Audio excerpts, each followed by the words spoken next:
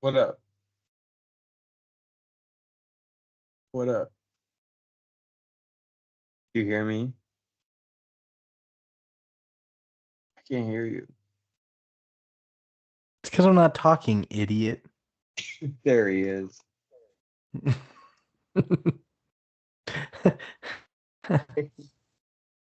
Hold on. Joe, you can't do this all night.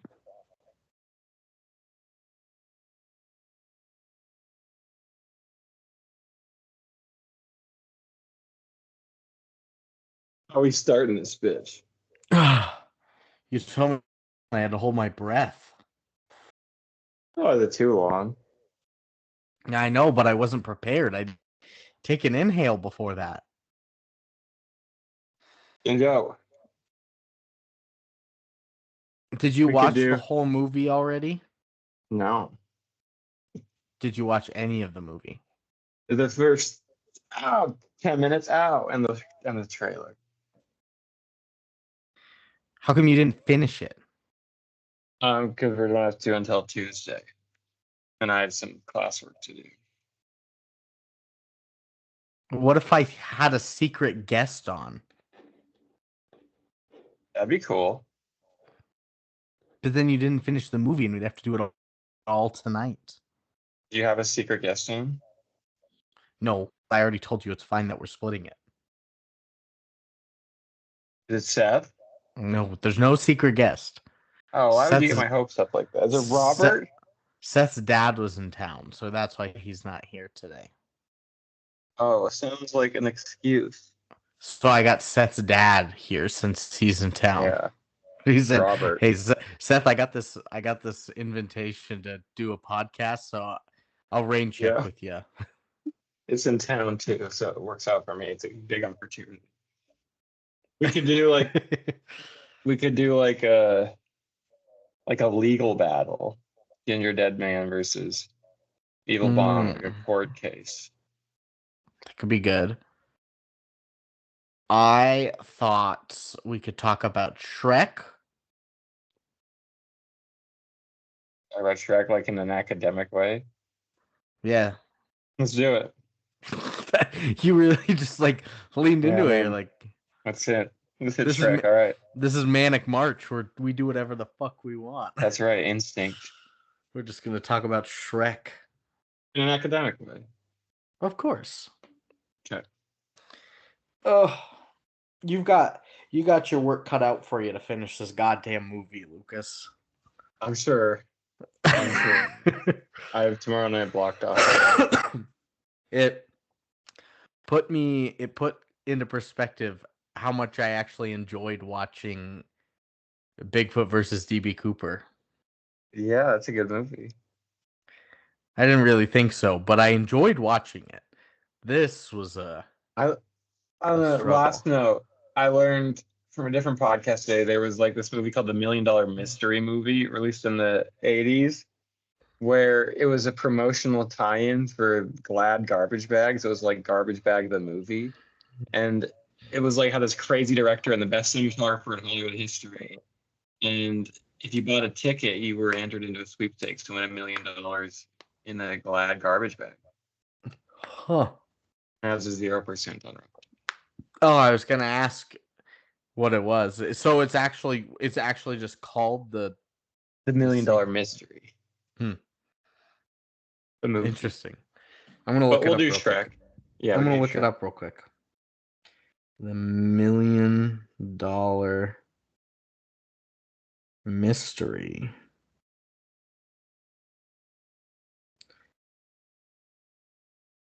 This 23 episode serial told the story of a secret society called. No, that's not it.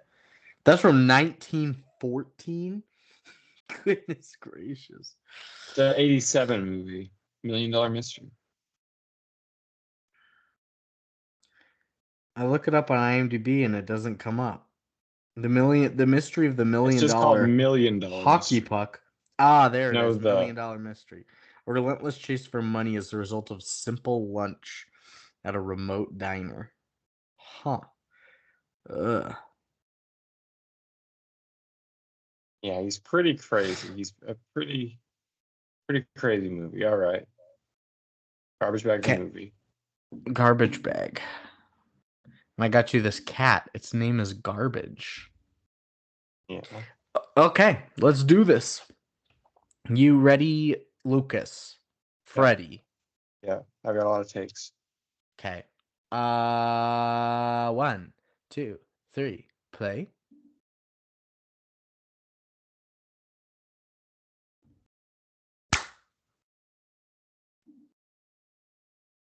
Movie. And really Shrek burst onto the scene, and I think really obviously stayed with the nation's consciousness because it was such a swerve from the tales that we've been getting for decades at this point in the animation zone, but still preserving the sort of message and values that I think a lot of classic animation fairy tale golden age type stuff had. It was just packaged in a way that was actually appealing and kids could actually get behind. Because at this point, the Beauty and the Beast stuff, while excellent and a Best Picture nominee, not in the same realm for a kid. I mean, what fucking 12-year-old boy wants to watch that? Instead, Shrek marks a turning point, I think, in the sort of postmodern ethos of a lot of animation, because the kids are getting smarter with cinema.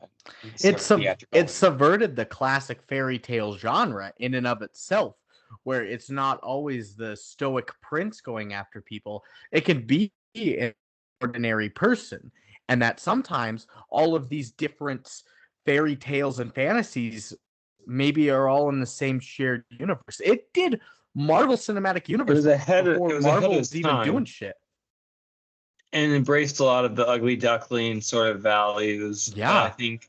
That I think like the animation team sort of embodied as well. I mean, it's not a traditionally beautifully animated movie, but I think Shrek has a lot more sticking points than a lot of his contemporaries that a lot more TLC in that department made. That animation style of not being is a reflection of the characters themselves and subverting the genre. And it was rewarded for that. Of the movie, right? Yeah, it was rewarded for that for the first ever Best Animated Picture win at the Oscars. I mean, it beat out Monsters, Inc. and The Adventures of Jimmy Neutron Boy Genius. And inexplicably is still amongst the sort of zeitgeist almost 20 years after its inception. 23, one of the most marketable characters. I mean, green ketchup, that shit rocked. Which kid didn't want to eat green ketchup? We just had like the third Puss in Boots movie last year or some shit like that. Yeah, a spin-off character movie in its third installment, and that was nominated for Oscars too. I mean, I think it's DreamWorks at its best. It's that sort of third step of answering the call in animation storytelling. What is to come? I think we swung back into the age of creative sincerity with a lot of the Pixar works, and now we're going somewhere different. I think they're not stepping up. I think we're all going somewhere different. Excited to see. Yep, you don't have to improve your thing. Sometimes you got to divert, and that's the beauty.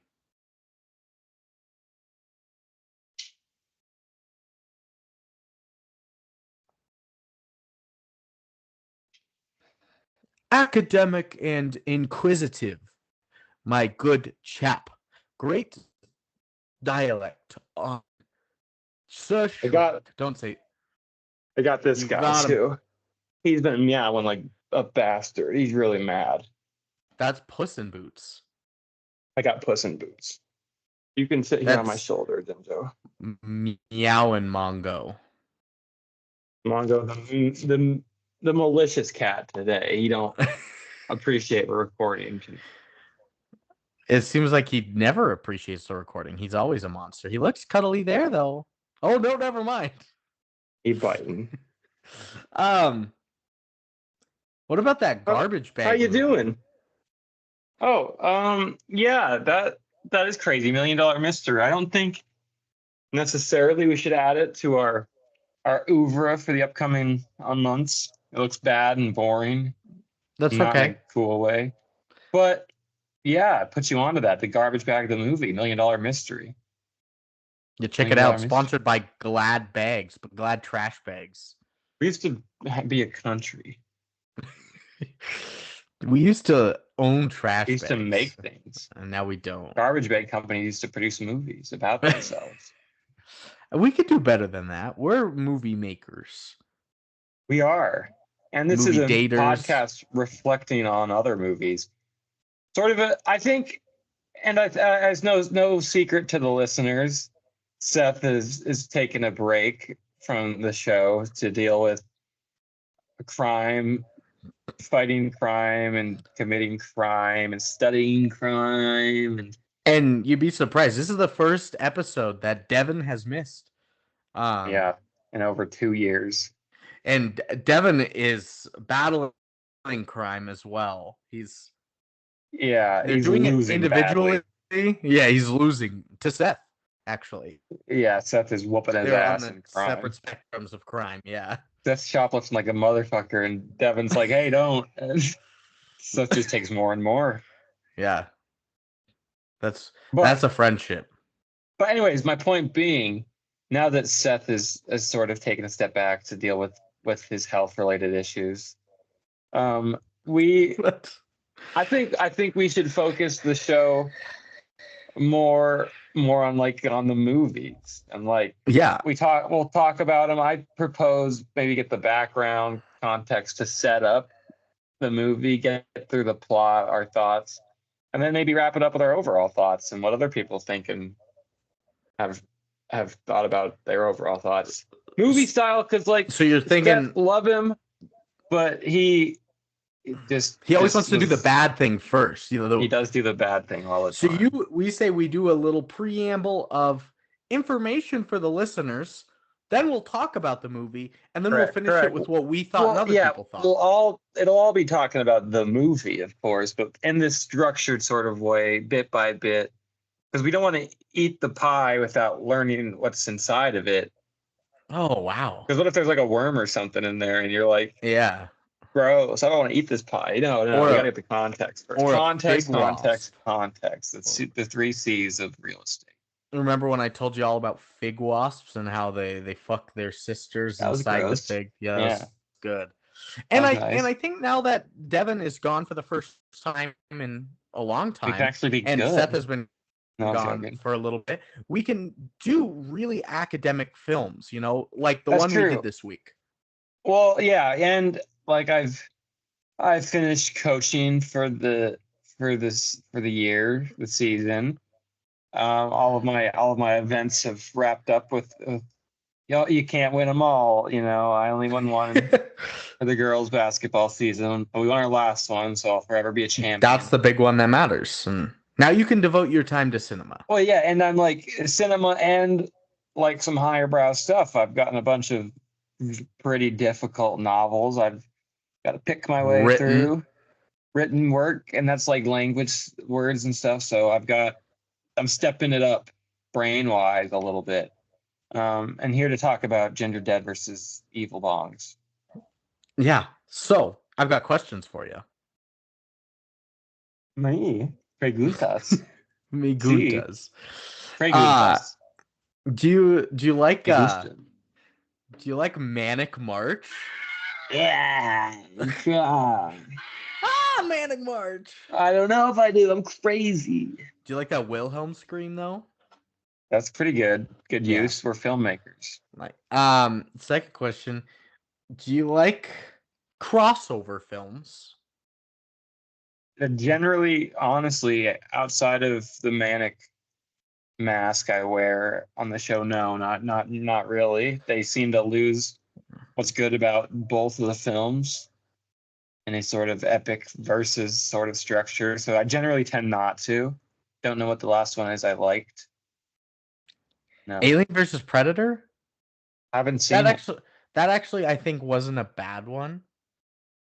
I haven't seen a lot of the Predator installments. I think I've only seen the first one.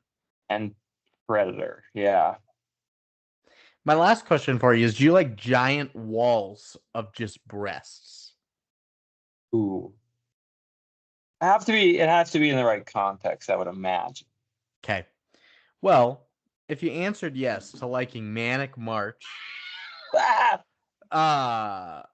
crossover movies or giant walls of breasts, you've come to the right place. Me gusta Brandon. Me Oh, llamo S. me llamo es Lucas. Lucas. Yeah, I have a degree in movies, people, and I'm See, reading como fucking está John good bad Updike movies. and William Updike, John Updike and William Gaddis. Now look at me, I'm a stuffy English word guy. So look out for me. Brandon's a girl dad on a mission. Movies.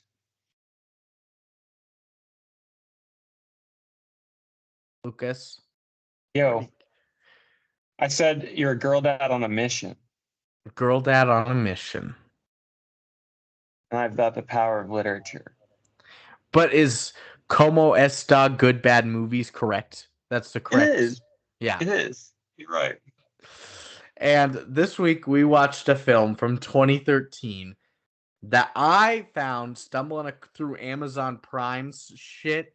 I think what was one of the last bullshit things we watched tonight? Llamageddon, maybe. But it was after that, maybe Tammy and the T-Rex. Something popped up, and this was like one of the recommendations on there. And I was like, well, this is going on the list. It's called Gingerdead Man versus Evil Bong. And before we get into it, I'm drinking water, Bong water. Oh shit! Because Brandon. I'm Manic March. Brandon's, for the listeners, he just took a big drink of used bong water. There appears to be little bits of ash in there. It can't taste good, Brandon. That's how there's like marijuana receptacle in there. He did it anyways, and now he's so high. Brandon, what's life like? There is that one beer that is called Bong water from like Kettle House. Big's got one of Kettle those. House. That could have been what good. you drank. No, I just drank Bong water. Are you still in your 90-day cleanse or whatever? Of course, yeah. You're cranking it. Yeah. I don't have anything. I should probably go get a Dr. Pepper or something, maybe. I don't know. Yeah, that sounds good. That sounds good to me. Okay, I'll do it. And Gingerdead Man versus Evil Bong. I didn't realize that these were two independent franchises when I had picked this film. I just thought it was just a random versus kind of movie. And then when I did my research, I found that the Gingerdead Man and the Evil Bong are their own individual. You got your Diet Dr. Pepper. Perfect. We did one on Freddy versus Jason. I hated that. Another crossover. Hated that. People loved the tagline. Hated everything else. You'll think it was a great tagline, the dicer, and none the nicer, and the slicer. You would think I'm exaggerating, but when the fucking Timmy Turner went to Jimmy Neutron's land, the kids at my school like murdered each other. It was insane. I loved that. Event. Yeah. It was like the moon landing. That was the only good crossover. Yeah, you're right. That was it. Well, you want to hear a little bit about Gingerdead Man versus Evil Bong? In what capacity? Well, we're going to do a little preamble. We're going to talk about an introduction for directors and writers and cast and plot history. Rating? And budgets and taglines and facts. No, I don't think so. I think we're going to talk about the movie before we give our rating so that it's a little... The continuity is better. My Seth impression. Trying to drag us towards the wood chipper. Let's do our recommendations first and end with directors. It's smoothed out in a deeply unsatisfying way. Well, how about a director named him and love him? Charles Band. Charles Band. That's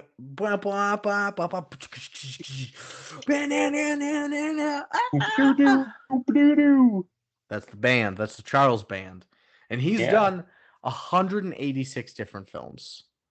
Good Lord. Is he a full moon guy? He's a full moon guy. Is he in a staple? Yes. One of the founders. Did Full Moon do Doll Man? They sure did. Okay, good. Anyway, that might be spoiling the hatch before we get there. Go ahead. Things that he's done: The Last Foxtrot in Burbank, He did The Alchemist. Good name. Good name. All of the Trancers series. Meridian. Dr. Mordred. Blood Dolls. Good name. All of the Puppet Master series. Yeah. Did the Gingerdead Man 1. He did all of the Evil Bong series. There are not 10 of them, I think. Fuck. Decadent Evil. He did Blood of a Thousand Virgins. He did the whole Carnage Collection series. He did Thousand Virgins? Yep. Fist of Fury. Don't get scared famous. here. He did one called Ooga Booga. Ooh. Starring Grimace. He did Babes Behind Bars. Badass Motherfuckers. He's a auteur. He did Barbie and Kendra Save the Tiger King. Also, Barbie and Kendra Storm Area 51. Barbie and Kendra. He did a movie called Crash. Oscar winner. He did a movie called Parasite. Oscar winner. And he did a movie called Dollman versus Demonic Toys. Oscar, ooh. Oscar de la Hoya winner. Which is interesting because Albert Puin, of course, directed the first Dollman, did he not? So he picked up the sequel for Mr. Puin. Correct. He's like an auteur. And not the Crash and Parasite that you all know and love. Oh, Brandon, don't tell them that. It is the guy. Let their imagination be fancied. Bong Joon-ho is a pen name for Charles Band. Yes, the man who made Evil Dead, Gingerdead Man versus Evil Bong, went on to make Parasite. That's a great story. And Crash. He still got better as years went on. Yep. And so he a ton. I just started putting things down. Imagine he has a great family. Hopefully, yeah. I would hope so. Wife or husband. And then 3 writers. The first one being William Butler. He's done writers on this. Black Velvet Pantsuit. Good name. Return of the Living Dead. Gingerdead Man 1 and 2.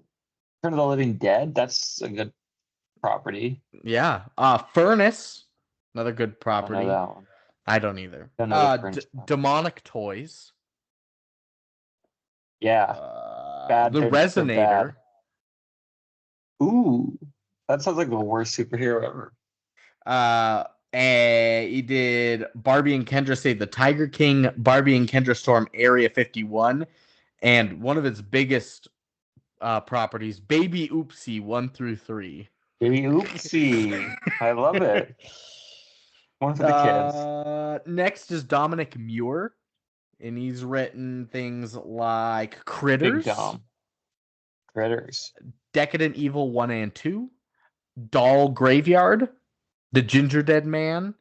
Evil Bong 1 through 3. Broke Sky. And Unlucky Charms. Ooh. Seems to like a mischievous side to him. This ain't your normal guy. He's a bit wicked. Oh, Brandon. And my last one is Kent Raudebush. He's done the Evil Bong films number 3 through 8. Picked up after Dominic, okay. The Killer Eye Halloween Haunt. Zombies versus Strippers. Wow. Ooga Booga. Ooh. Unlucky Charms. Corona Zombies. Big name ones here of Barbie and Kendra Save the Tiger King, as well as Barbie and Kendra Storm Area 51. Area 51, yeah. Murderbot. And lastly, Attack of the 50-Foot Cam Girls. Oh, what the fuck? Why would that matter? They're on camera. They're just big girls. It's fine.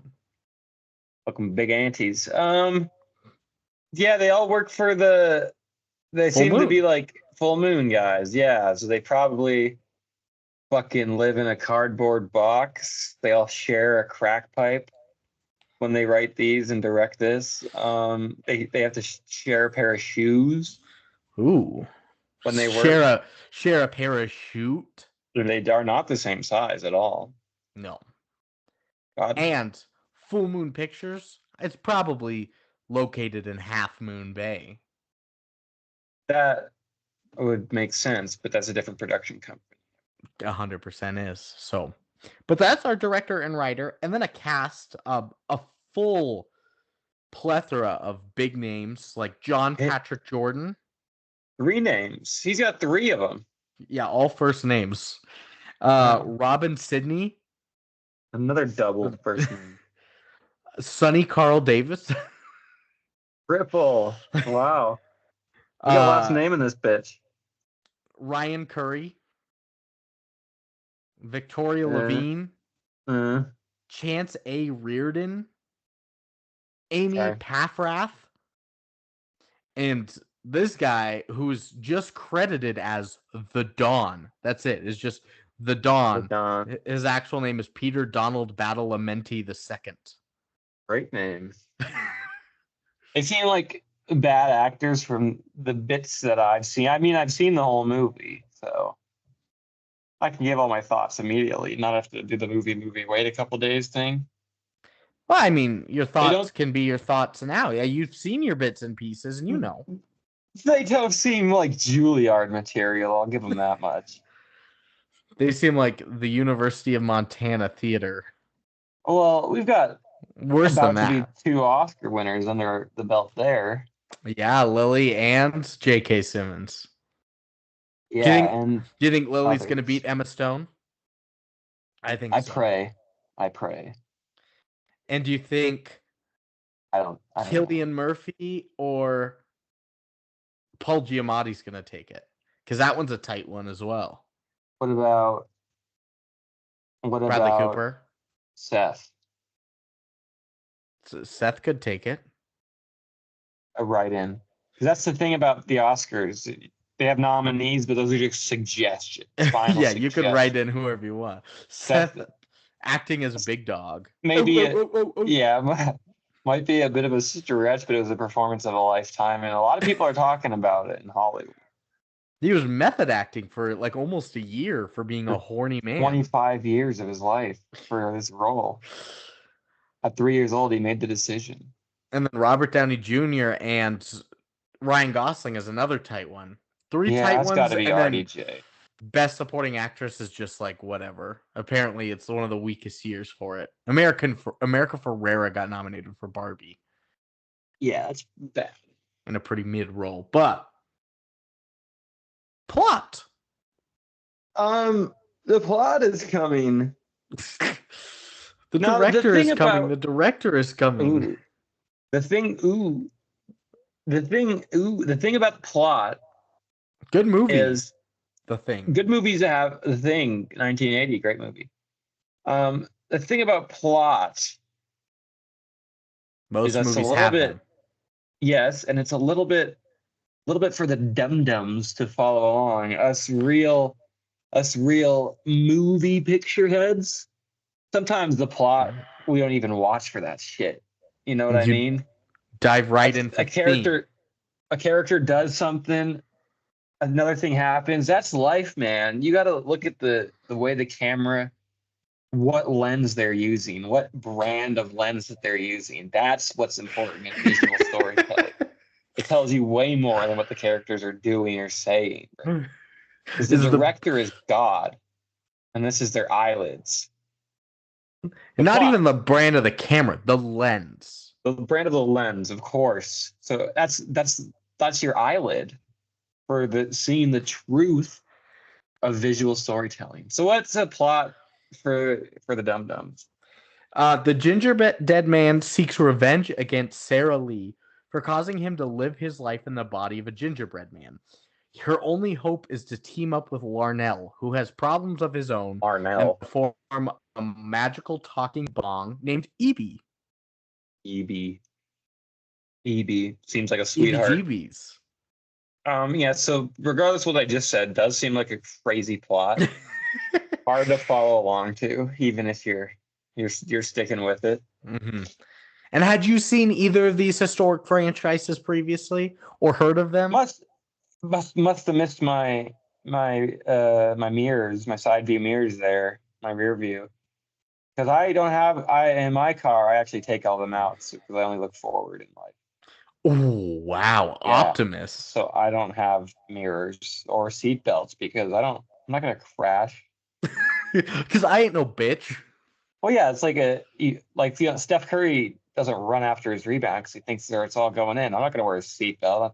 I'm going to get there safe.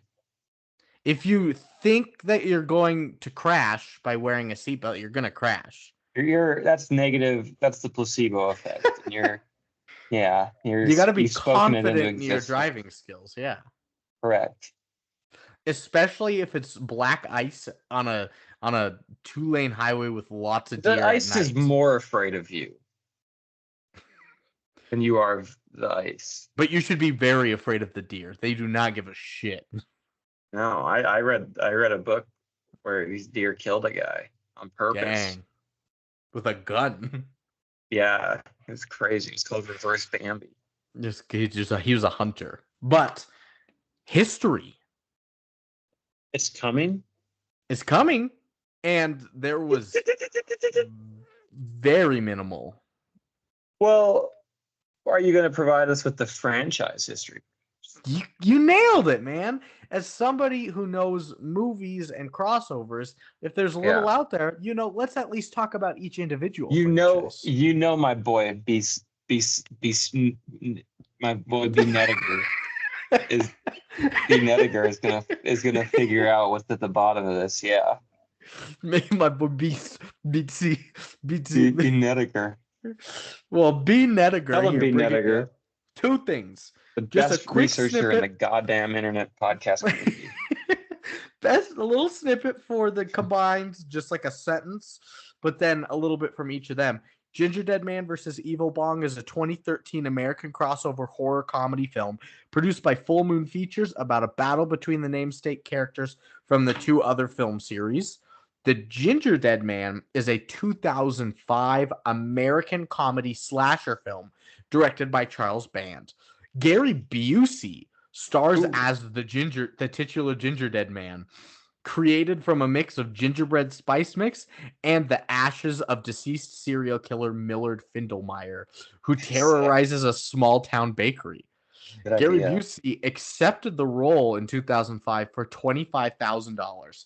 However, he did not participate in the crossover film or the two sequels, Gingerdead Man 2, Passion of the Crust, or Gingerdead Man 3, Saturday Night Cleaver.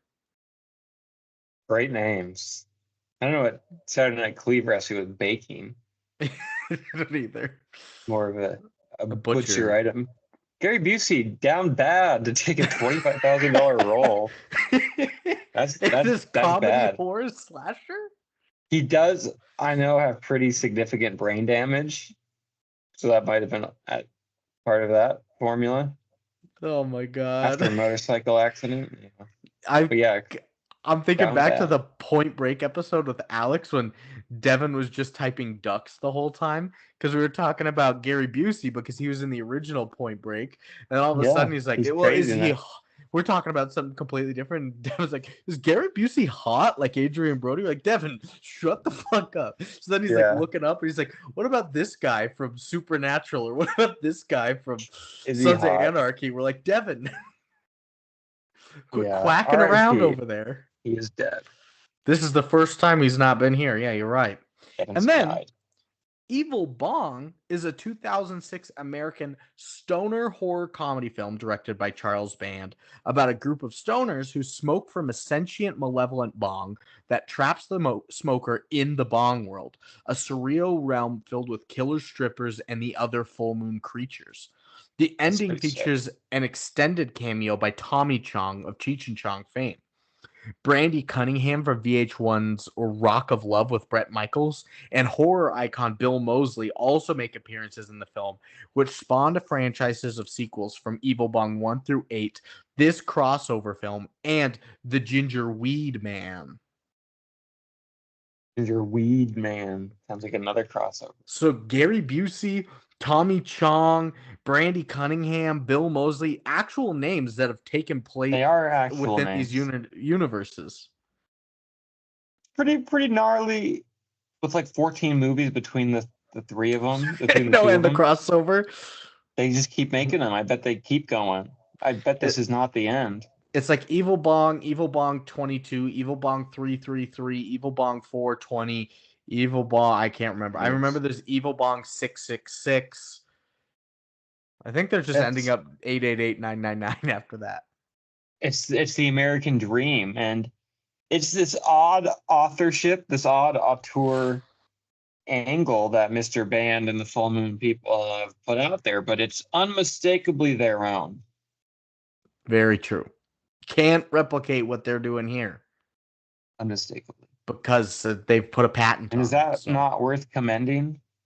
It is worth commending. They're doing art and what they love. In a way that reaches people. Yeah. Reaches their private parts. So how about budget? People don't know this. To jump in, can you guess movies? The slime like Shrek.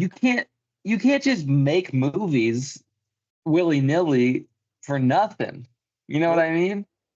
Nope. No, exactly. There's you gotta rent stuff, man. You've got to get camera lenses, specific brands, so that you can tell what you need to say visually. Yeah. For those who really pay attention. Correct. You need to know what season it is in New Mexico, whatever time of year it is, because that's when the golden hour shoots can happen. Golden Hour by Jake. What a song. It's your golden hour. And music, part of movies. People you got to pay for that. There. Yeah, and they sit there, you snap your fingers to some music in the movies. You don't realize that's the director winking at you. The only thing you don't need to pay is the actors. Yeah, because they're on screen for publicity already. Correct. They're like influencers. So, what kind of budget you think this has? You don't have the information, I would guess. I don't. Ha! I win again. That's a movie man there. How about box office opening weekend? Well, I could guess what the budget may seem like. Sure. Animation there. It's not unanimated. You're correct. Yeah, you are correct. $25,000 for Busey's budget. I'll say probably $80,000 in total. Yeah, I was gonna say maybe because they've already had their franchises here and they're gonna have a little bit more. I was gonna say maybe 200, 250. Maybe. I was even thinking the opposite, maybe down to 50 because they have in-house already like the animation stocks, a lot of the animation stocks and like stock animation and stuff already in-house. So it's probably, I don't know though. Yeah. How about box office opening weekend? $3 million. Horror films make good money. Joking. Yeah. I bet you don't have the info. Oh, you're right again. Who? It was released directly to the Full Moon Features app. I didn't know they had an app. Like a treadmill, I'm always one step ahead of you. And I'm underneath the treadmill. I'm just on the treadmill behind yours at Planet Fitness. Yeah, going slower. Because you're in my dust. Domestic, worldwide. Any of the above, if you have guesses. I don't have anything. It went to an app. That's where it was only released. These are full moonos. Yeah, they do things like buy all of our movies for $3 and shit like that. Yeah, so I don't know how much money it costs or makes. They keep making them, but that's like I keep buying watches and that don't make me any money. So maybe it's these people's hobbies. Maybe they have other jobs. Could be. Prime bought it out so that you can watch it free with Freeview with ads. So they at least got purchased for struck a something. deal. Yeah. Maybe they gave it to Prime. Maybe they did. I don't know. Yeah, I don't. A true artist statement. If it were to go to theaters, I bet it would have made more than its budget, just because you have to have some of those diehard fans of each of the franchises coming. But your evil Bong heads. Yeah, your stoner slasher crossovers. Ready for a good laugh. And to be high. And see titties. That's all you need. So Nicole Kidman, what's she doing this week? Taglines. Oh, okay. A less important aspect, a kind of dying art of film. It's like, but still. Yeah. It's my question to you, B. Nediger. Is this: do you consider the tagline as part of the ultimate formula for your movie calculation, bigger piece of the art? In that, you know what I mean, is like 2001: A Space Odyssey, like a 9.9 movie or whatever. Is the tagline part of that? I don't think so. Or I don't think I normally take marketing into the whole film experience, although maybe I should start. That's capitalism says marketing, you should celebrate it. Art, maybe not so much. That's crazy. So they're all about capitalists are all about taglines of movies and not the actual movie. Yeah, and us movie heads, we're just like, yeah, what lens you got? What brand of lens is that, homie? And how much did it cost? Yeah, it's visual storytelling. So, can you guess a tagline? Guess a tagline? Yeah. The Gingerdead man meets Evil Bong. Good guess. There actually is one, and it was "And Hell Rode with Them." Ooh, I saw that poster. Yeah, and Hell Rode with Them. I don't know about that one. Doesn't really make sense in the structure of the sentence. Yeah, what about if we were capitalists and we're trying to market the film? What about something like The Gingerdead Man and Evil Moms? Evil Moms has little to do with the film, but marketers don't care. They want your ass in the seat. And as many taglines as on the poster as possible. They'll fucking put a garbage bag on the TV screen. They don't give a shit. Our own tagline. How about, what was the nursery rhyme about the evil Bong? About the gingerbread man? I'm kidding. Do you know the evil Bong, the evil Bong, the evil Bong? Maybe something like that. Do you know the evil Bong that lives on Stoner Lane? Yeah, it's good. We did it. What about Stoner? I hardly know her. That's pretty simple. Ooh. How about get ready to stone a bitch? Call me Ishmael. The opening lines of Moby Dick. Darcy blows. Darcy blows like a bong hit. Weed-o. Yeah. Darcy blows. Yeah, that's actually not as bad. Good. I think we should go with that.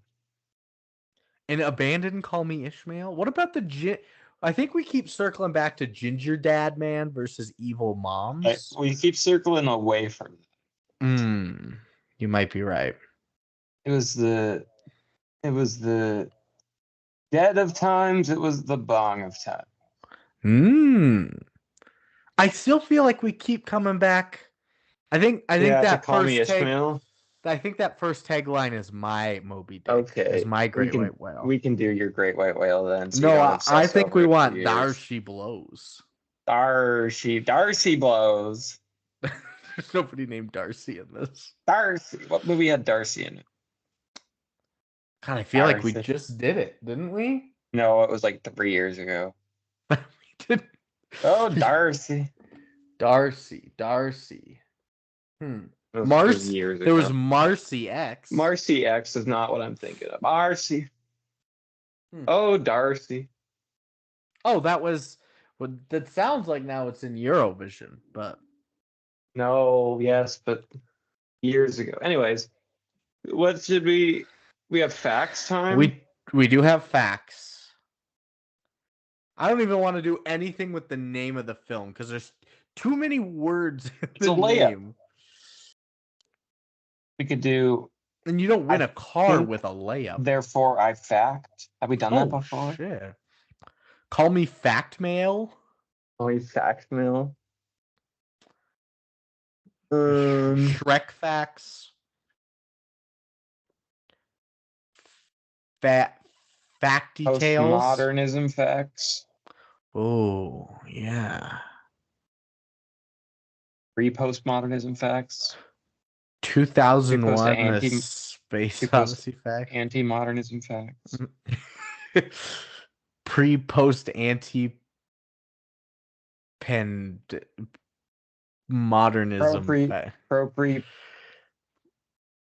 Anti-pen modernism facts. Anti-pen penultimate. Yeah, that's not bad. Yeah. Then that's like a searing, spitting satire of the academic world. You keep coming up with these literary moments. So why don't we hit you with the pre-post anti modernism? Anti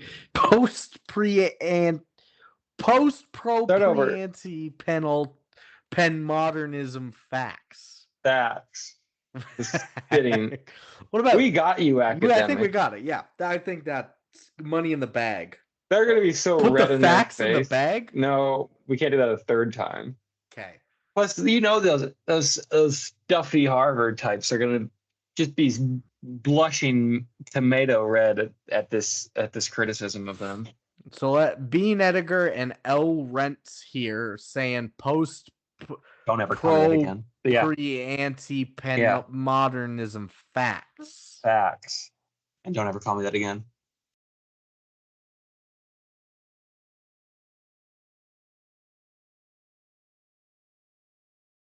You're on thin ice. I mean it. Don't ever call me that again. Yeah. Pre anti and modernism facts. What about camera lens facts? It was right there. Right, it was right there, B. Nettiger. Mr. L. Rents. I told you once, don't ever call me that again. It was right there.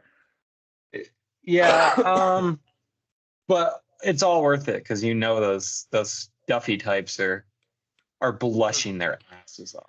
They're coming their faces off. Yeah, they usually are, but they're coming tomato red. Yeah, this time they're doing it with some podcasters coming after them. I've got 5 post-pro pre-anti pen modernism facts for you. Okay, B. Nettiger, let's hear them. First one, following Dollman vs. Demonic Toys and Puppet Master vs. Demonic Toys, this is Full Moon Features' 3rd crossover movie. And I didn't plan this one. Or maybe I did. Maybe I did that whole 51st Dates Groundhog Day shit. And then I'm layering it again. Gingerdead Man versus Evil Bong, then Dollman versus Demonic Toys in 2 weeks. It's a double dip of full moon battle action. This is what we're talking about when we're talking pre-post anti-pen modernism facts. B. Nettiger, am I right? This is what we're talking about.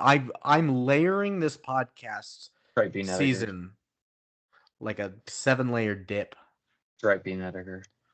Next, as of 2017, Sonny Carl Davis and Robin Sidney are the only actors to appear in all 6 Evil Bong movies, 7 if you include this crossover film. Which, of course, we do. What an achievement for them. Yeah, Sarah Lee / Luann and Rabbit, titular characters that you got to keep around. Institutions of themselves that almost carry this franchise forward without just not even like with the Evil Bong involved. They're the heart and blood of it. Exactly. As we've said and tweeted excessively about. Fingers going nuts. Every time. Every day. Fingering my phone to get this information out there. Well, of course. Next, in 2014, Charles Band stated that he had some ideas for a sequel crossover, but the potential film never ended up getting made. The Gingerdead Man would continue to make appearances in some of the later Evil Bong sequels, and the two series would officially cross over again in the 3-issue comic series, The Gingerdead Man Meets Evil Bong, published by Action Lab Comics in 2018. I remember that they do comics for their movies. That's pretty cool. For the 3 people who read them. I mean, a Doll Man comic would be pretty fucking awesome. It would be like a hard-boiled detective novel, detective series, sort of like a Philip Marlowe of today's time. Oh, like a Marlon Brando of the 60s. Ooh, yes, now you're talking my language, B-Nutty. Now I'm speaking to the Harvardites out there. They blushed into a puddle. We already got their asses. Who Harvardites? Got them again. Any Harvard listeners out there, Brandon just murdered you. Call me the Gingerdead Man, because I'm murdering her Harvardites. He's murdering Harvardites out here. Penultimate is that in celebration of the release, a limited edition cereal box was made available that depicts the titular characters on the opposite sides of the box in a unique artwork. It comes with the DVD of the movie, along with special features and multigrain cereal called Nookie Crisp or Wheaties in reference to the characters. I was gonna say cereal is the important bit there. Wheaties is pretty good. Not Nookie Crisps. They could have just done Cookie Crisp, but the patent. They were already being sued by a lot of patent, so yeah. And my last one is that this comes in at number 96 on the worst movies of all time, according to IMDb. Here we go. We just recently did it with Marcy X, but we're recapping. Other ones we've done. Lucas is giving... I tell the truth Consensus. Consensus what all of our podcasts, the big 4 of our team, plus Marina, think. He can't lie about it either because he's a teacher. That's right. I'm a public employee, so if I lie, I die. On a public forum, yeah, you are hung. I lie, I die. First, number 4, Bigfoot versus DB Cooper. Good movie. A good movie. Number 5, Kirk Cameron Saving Christmas. Terrible. The worst. Might be the worst film. One of the 10 worst movies I've ever seen. Yeah. Correct. Number 6, Birdemic 2, The Resurrection. Good movie. Number 9, Birdemic 3, Sea Eagle. Good movie, of course. Number 12, Birdemic, Shock and Terror. Big 3. They're all great. Number 16, The Hottie and the Naughty. Pretty good. Number 22, A Talking Cat. What? It's pretty good. Number 23, The Star Wars Holiday Special. The worst. That might be the worst. An abortion. Number 28, Bobbleheads the movie. Not bad. It has its elements. I can't believe we did Star Wars Holiday Special and Kirk Cameron back to back. That was a combined like less than 1 between the two of them. Next at number 41, Santa with Muscles. Great. American classic, yeah. Number 42, Santa Claus Conquers the Martians. I always forget how I feel about this. You gave it like a 5 point something? Yeah. Yeah. Number 46, The Skateboard Kid. Pretty okay. Number 47, Space Chimps 2, Zartog Strikes Back. Stupid set shit. Dog shit. One of the bottom 10 movies. Stupid set shit. Yep, you're right. Number 48, Cats. Our podcast says it's very bad. Number 51, Gooby. Great. Period. The standing is not important. Why, don't Gooby, say why that. Say that. Because he was hanging upside down. Gooby, I just don't have any friends. How am I gonna fit in with school? Check this out.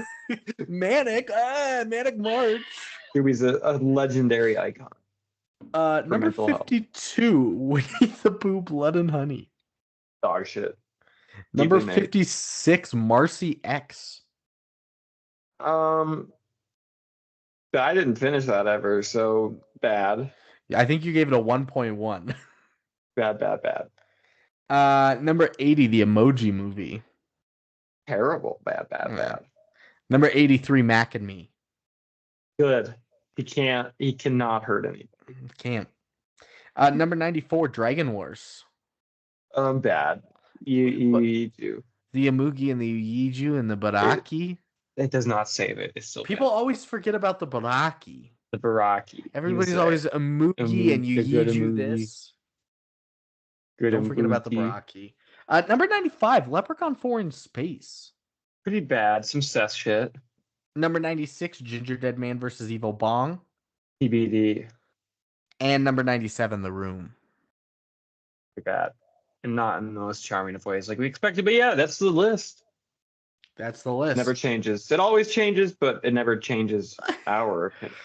Yeah, the consensus. Because you can't lie. Can't do it. Or you will be hung by your students. I lie, I die. Oh, do you come up with that? They make us oath it before they give me my stapler.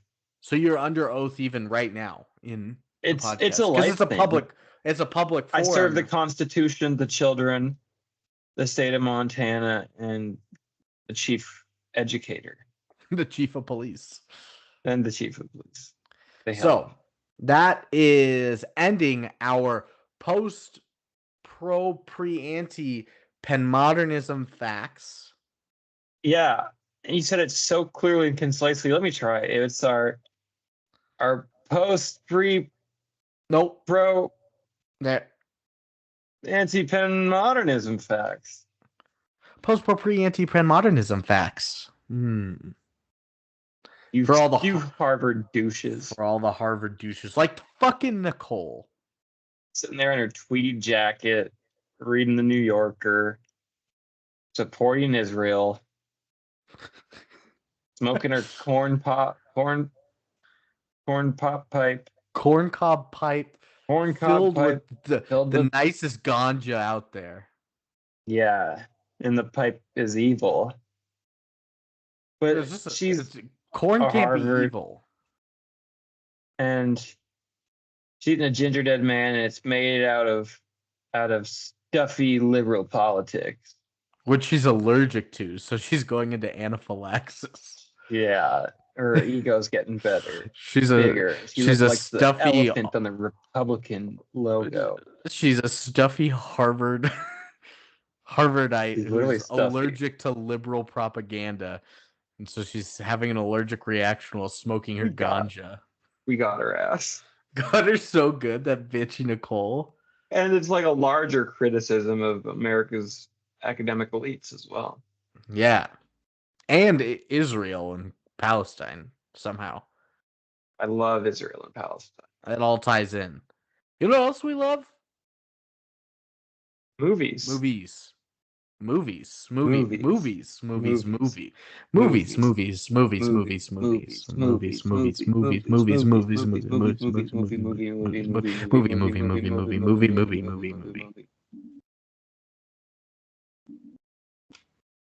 pretty good. That was crisp. That was natural.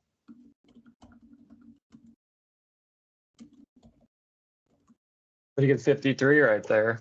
That's a good 53. We were on our game. Aside from me to be Sned, be Nediger. I want you to call me L. Rents Moore because I was going to keep getting progressively angry. Oh, I will. I will on Tuesday. As a bit. Until I am the evil Bong. I wonder if I have my bong. I probably shouldn't hit the bong on. Bad idea. My mom listens. Does she watch the YouTube? I don't think so. It's been so long with the bong. Singing a song. Like when my long dong got stuck in the bong that Nicole Kidman smoked until I came and a gong went off. Yeah. And it was as fat as King Kong. Oh, we didn't throw that in there. Is it a dumb movie then? Oh, it's the worst. The worst. In a bad way? Yes, it's so bad. The first 40 minutes of the hour and 20 is flashbacks to the previous two films Oh to get no. you caught up. That was stupid. Like literally flashbacks. It's like on a cookie, like because they open up a bakery. Yeah. And like on the cookie is Gary Busey in like scenes from the previous movies, while everything around is like Oh, that's fuzzy fucked up. green. I think I'm gonna love it then. Or they take a bong hit and they blow smoke out, and then they show what happens in the previous evil That's Bong pretty cool. movies. That's pretty creative. It's so bad. Well, you didn't like Dollman at first, and then he grew No, I on you. loved Dollman. Who hated Dollman at first? Seth? Seth. That didn't like Dollman at first? No, he didn't. Yeah. He doesn't recognize true art. Like I said, now we're about movies. Because I was in Missoula for Dollman. I didn't record it in Missoula, but I watched it with you. Because that was the weekend we did the Rage Room and everything. That's right. We got it right away. Yeah, we were watching it. We're like, Jackie Earle Haley? Who the fuck is this What guy? the fuck guy? Yeah. Holy shit. Yeah. In a good way. Yeah. Alrighty. See you Tuesday. Tuesday. Perfect. Peace.